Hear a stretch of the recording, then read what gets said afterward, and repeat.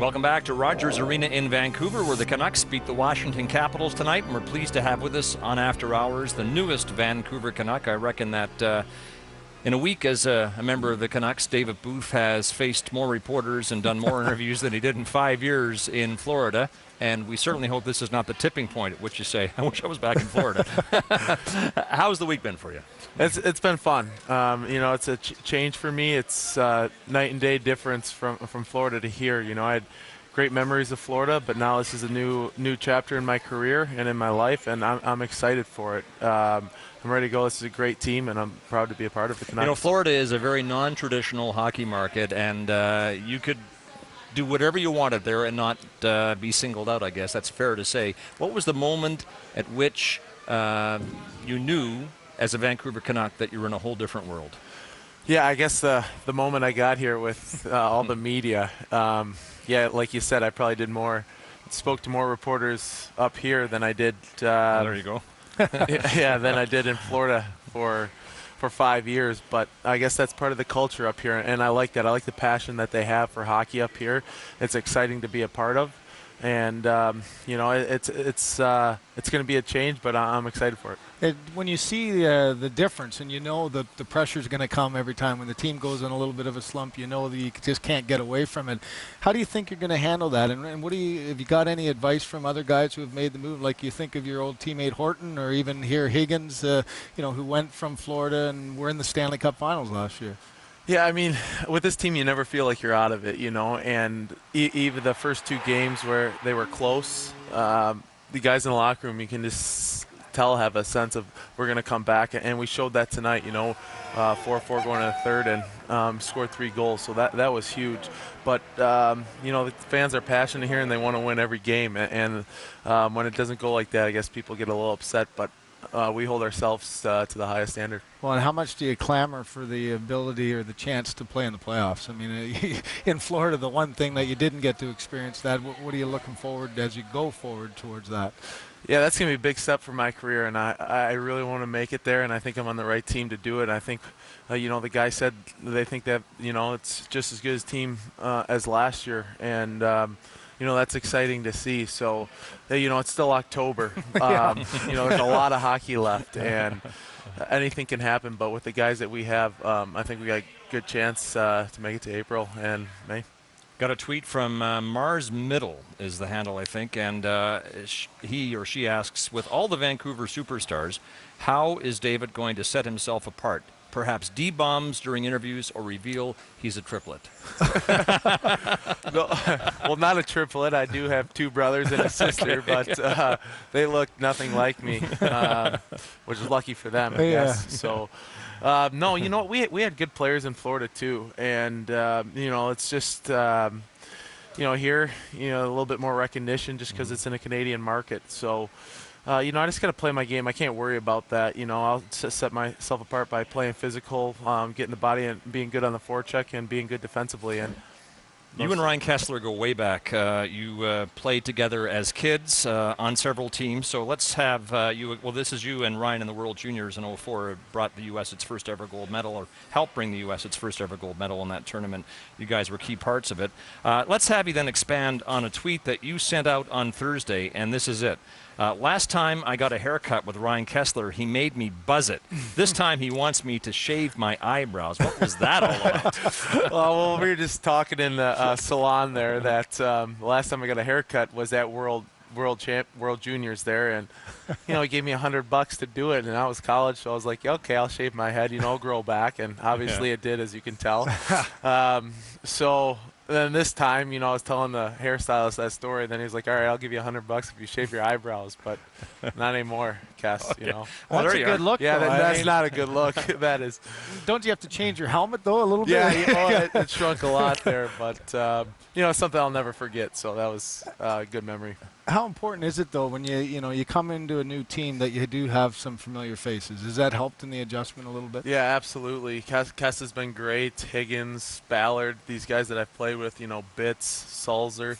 So a lot of these guys that I've known before. I've seen Lou in the summer down. I live in this community down there in Florida. So these guys just, are great, and you can see that. And they've welcomed me like I've been on the team for years now. So it's good.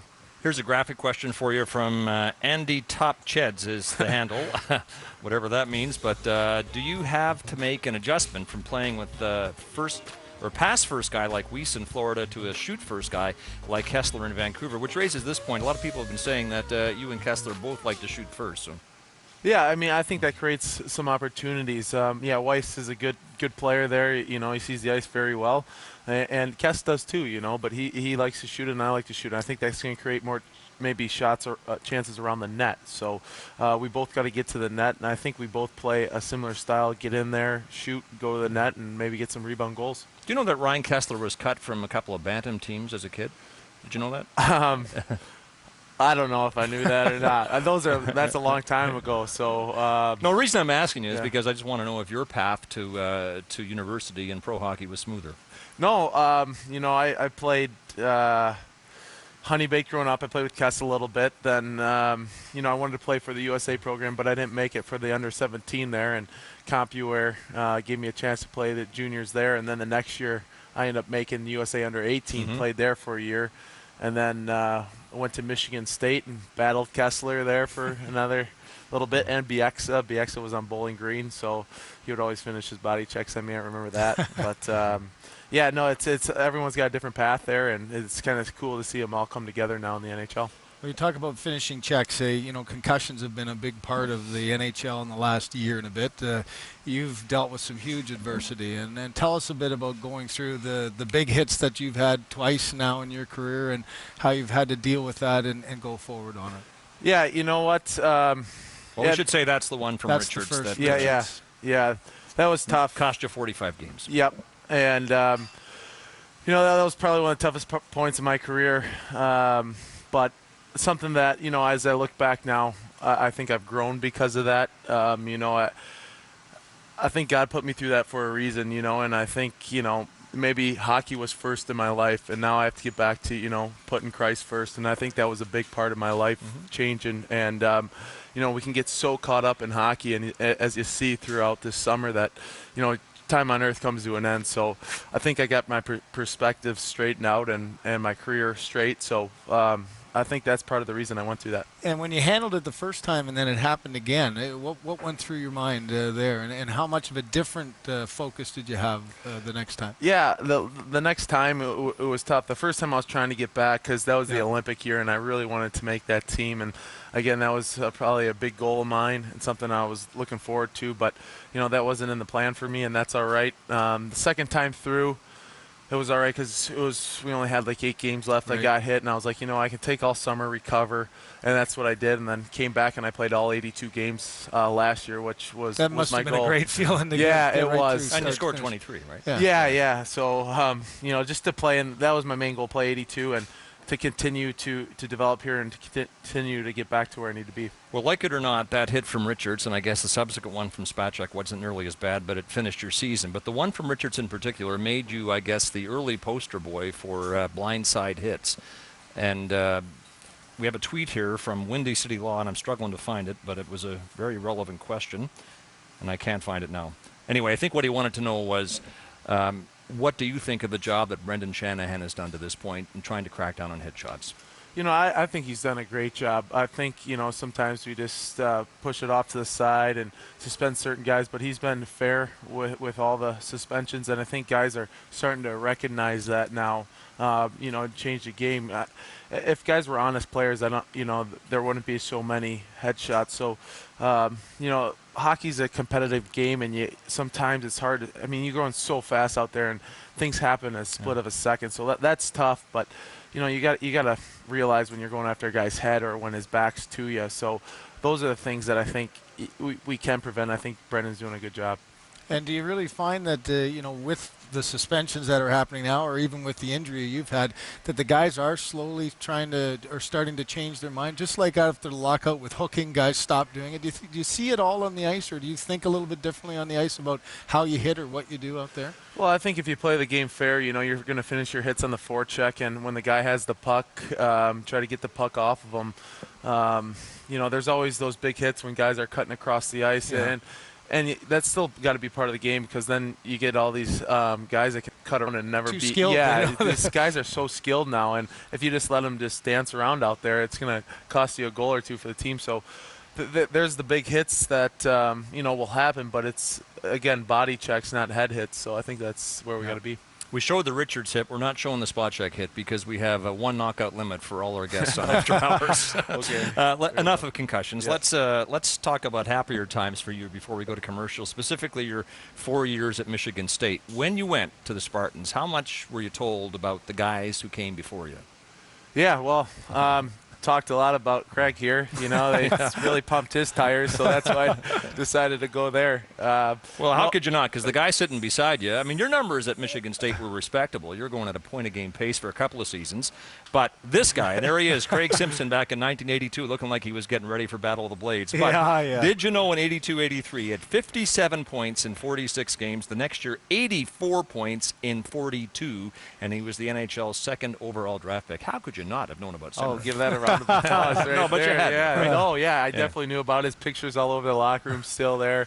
So, I mean, there's so many great players to come through the organization. It's a good program. Yeah, a lot it of is. good players, and good to see my former line mate, Tom Anastas, now as the head coach, and good to see Kelly Miller as well. So two of my former teammates are now in charge of getting the school back on track. Well, it's the Miller factory. Yeah. Kelly, Kevin, Kip, Ryan, right? You probably never played with one, though, did you? Or was Ryan there? I played with Drew, who's Oh, in okay, Detroit. yeah, He was number Forgot about him. 27. Yeah, I played Drew. with two. There was Kevin and Kelly Yeah. there for sure. So. Yeah. All right, we're talking about vintage pictures. Here's one from 17 years ago, and I think this was the brick tournament in Edmonton. There it is, Now, yeah. look at that guy in the back. He's got a light-colored sweater on, and it's Craig Simpson, right? You I can't think get so. away with Yeah, this, I right? think so. Look at that. And where are you? I Honey can't Baked team, tell. right? I see Corey Potter there. Yeah. My buddy Louis Schmidt, I can tell. I think I'm just right below Craig Simpson there, right on the With left. the big mouth yelling? Or? I think oh, just no, the you're one pointing going, up. Yeah, okay. yeah, point number one. Well, I'll tell you, this was at the brick tournament at West Edmonton Mall in Edmonton, and I remember a number of years we handed out trophies. You guys had a heck of a team for the Honey Baked, always came in. And what do you say about the minor hockey in your area? I know, Little Caesars, CompuWare, and the great development of players from there. Yeah, I think Detroit's got a great, great youth program coming up, and guys are excited around there, and the USA program's based out of there. But growing up, we go to Toronto so much. The Canadians are so well, and they're so good. So we would always go to Toronto almost every weekend to play and compete. I mean, I grew up playing against Rick Nash and all those guys, and it's just funny how it all comes together. And so I think I owe a lot of it, to the players in Canada for developing us right there across the border in Detroit. Yeah, they made you better, certainly. Yeah. All right, David Booth is our guest in After Hours. Did you know that he mediated one of the most famous scraps in the history of hockey? And we'll talk about that when we come back to Rogers Arena.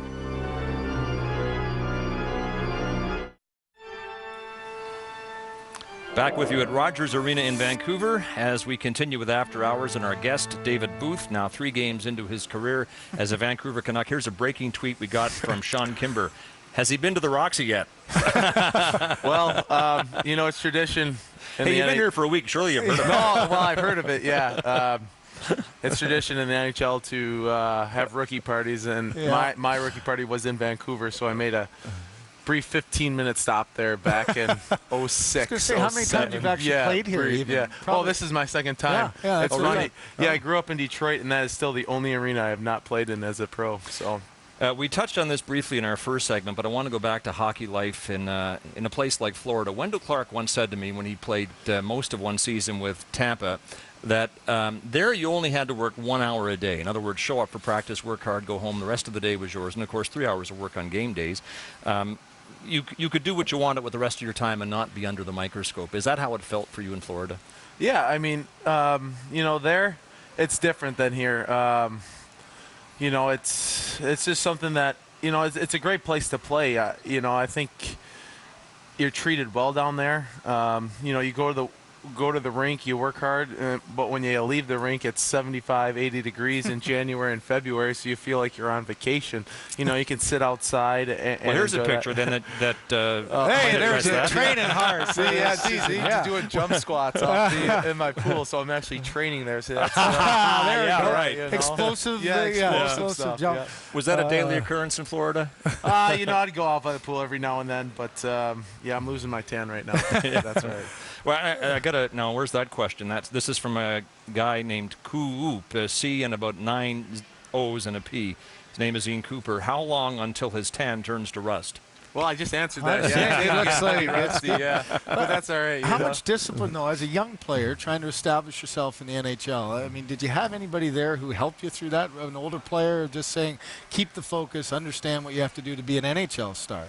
Yeah, you know, when I started there, I grew up watching, you know, Hockey Night Canada, Gary Roberts, Joe Nieuwendyk, Ed Belfour, and then when I got there my first year, those 3 guys were on my team, and I was kind of like awestruck by them. Good role models for that, then. Yeah, yeah, they were. And after Gary left, I chose number 10 because he was number 10, and now number 7 because maybe I don't know if I'm following him around or not. But I love the way he played, and yeah, he taught me a lot about the game. Same with, you know, Ed Belfour and Joe Nieuwendyk. Those guys were great to have. But here you have switched from 10 to 7 to honor your sister Rachel. What's the story behind that? Yeah, you know what? My little sister has meant a lot to me. She's a big part of my life, and you know, she's a great hockey player too, and she's being recruited by some colleges. And you know, if she can keep it up, you know, keep discipline, she's a great girl. And there's an older picture. Yeah, older picture. See number 7 right there. Yeah, there you go. Yeah. But she plays for Little Caesars? She plays for Little Caesars, yeah. And, you know, if she could just keep with it, maybe play in the Olympics one day, you know, that's her goal, and I think that'd be cool to see. Could she get a scholarship to a U.S. school? That's her goal, yeah, and I think she's good enough, too. You know, she works hard. She, you know, like I said, disciplined, stays out of trouble, so she's got all the attributes to do that.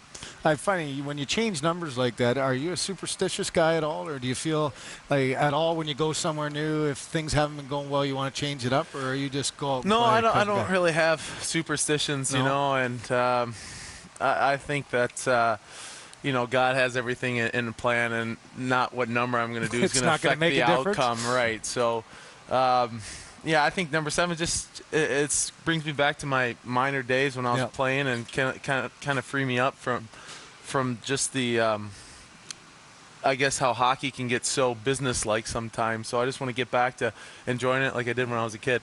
David, there is on YouTube a Might Hockey fight that so far has got over 3 million views. This is well, the makings of a scrap between JJ and Edney, and nothing much came of it. In fact, it ended quickly when I think JJ's mother yelled at him. So tell us how you got to mediate this dispute. Yeah, well, those guys were in Florida. They're working hard, playing the body, so...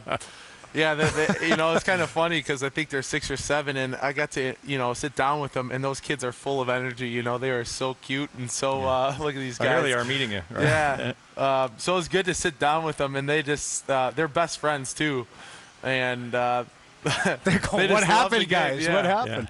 Yeah, and I don't know. I think it was one of the pretty cool things I got to do in Florida was talk to these kids. I think it was called the Florida Panthers Root Beer Summit, wasn't it? That was what it's called, yeah. And how important is it? I mean, you seem to be very focused on community and on kids and on things. Coming to a new community here, how much are you? I know the Canucks are a great team with doing charitable work. How much will that be a focus as you try to get to know this community? Yeah, I haven't even been here a week, and we already had you know, a nice event the other night, helping out for kids in the community in the Special Olympics, and it was very cool to see. You know, I got to sit with a kid that does downhill skiing, and it was the kid just had so much energy, and you know, you love seeing that. How these kids just love to be outside just like we do, and love to do sports. So you can see that the Canucks have reached the community so well here, and I'm glad I can help out. And Chris Higgins' sister, by the way, we talked to him about this a moment ago. Jeannie is 29, and she is a Special Olympian, so the night meant a whole lot to him, as it did to you, too, obviously. Yep. Yeah. All right, you're a serious hunter. You've hunted Yes. with your brother and your father, I think, in each of the last 2 off-seasons. In New Zealand last off-season, and this past Holy off-season. cow, look at is that that. from New Zealand? That is from New Zealand. That's a red stag. One of the most miserable hunts I've been in. I was freezing cold. It was like 40 degrees and raining, and I was wearing wet sweatpants and just a wet, like, long sleeve T-shirt there. I sat there for 3 hours because the thing was laying down. And finally got up and made the shot count. So need to start making the shots count on the ice now. You had, in the last off-season, I think, 10 days in the wilderness in Alaska. Most of us can't imagine being 10 minutes without our cell phones or Blackberries. So what was that like for you? It was a great experience. I get to share it with my dad. You know, he's meant a lot to me, and I'm the person I am because of him. So we got to do a grizzly bear hunt up in Alaska, and it's something that I've always wanted to do. You know, it's not about going out there and just killing these animals. It's more about going out there and enjoying God's creation. And then I got to do that. Slept in a tent for 14 days, and something Wow. that, yeah, you know, it's different because I said 10, so yeah, it was all right, you know. But something that I like to do. You know, we're treated so well here, staying at top end hotels. So, you know, I guess I appreciate going out there and just roughing it for 14 days, and then coming back and enjoying getting back into hockey here. What about the encounter with the grizzly cub? Yeah, well, we had a couple. You know, you float down the river there, and these grizzlies are just eating the fish, and we were trying to catch them eating some fish. We saw a couple the first day, and the second day, you know, I'm a bow hunter, and we got 20 yards from one, and that's pretty cool seeing a grizzly bear's face. But you know, I respect hunting, so I didn't want to shoot it because it was just a 5 foot. Right. 5 foot, so I let it go, and you know, that's all right. I ended up not shooting a grizzly bear, but did get a black bear because there's so many of them out there that they eat all the blueberries, and we don't want that to happen. Well, as you go ahead here and you look, and you've got 3 games under your belt, you got your first win as a Canuck here. What are you going to be focused on here to get comfortable and get yourself entrenched in this as we go forward? Yeah, we got a big road trip, 2-week-long road trip. I don't think I've ever had a 2-week road trip. Maybe when we went to Finland one time, but you know what? This is going to be a good experience for me, and I think it's going to get me focused on, you know, just being in hockey here. You know, no distractions. I think this is good, and this will be a stepping stone for my time here in Vancouver. Here's a tweet from Chris, whose handle is day today today. Ask him about his turkey call. Never mind asking about it. Just do it for us. Well, shoot, I wish I would have known. I would have brought my diaphragm. You got to have a little. You got to have a little diaphragm in there. But, you know, you put a little diaphragm Can't you improvise? Well, you could just go, and then it would be a turkey call. But, you know. Well, there's no turkeys attacking us right now, so I guess it didn't work. Yeah, no. One here from Guts McTavish, if I can find it. And he wants to know, I'm going to find it. Here it is. Yep. Can we expect to see a David Booth pumpkin surface anytime soon? And his hashtag here is nude Kessler pumpkin twit pit. Because there was a pumpkin, I guess, with the picture of Kessler who's modeling naked for ESPN magazine. So yeah, it was funny because at that charity event, we had a comedian there, and he said, didn't give him any. No, flack, yeah, right? he just said, you know, it's amazing what you can do when you put your time and effort into Photoshop. So it was pretty good. Yeah, I like that one. So you know, you gotta give it to Kess a little bit. And Ryan Kessler is adamant there's no Photoshop. No, I don't think there was. Good. There wasn't. But the guy was making a joke. But David, thanks for your time. It's been great to have you on the Thanks, program. guys. This was awesome. Yeah. All right. Thanks, David. Yeah, thank you. David your Booth family, embarks right? on a Hi, new family. chapter in his hockey life as a member of the Vancouver Canucks. Once again, our thanks to him for joining us on After Hours.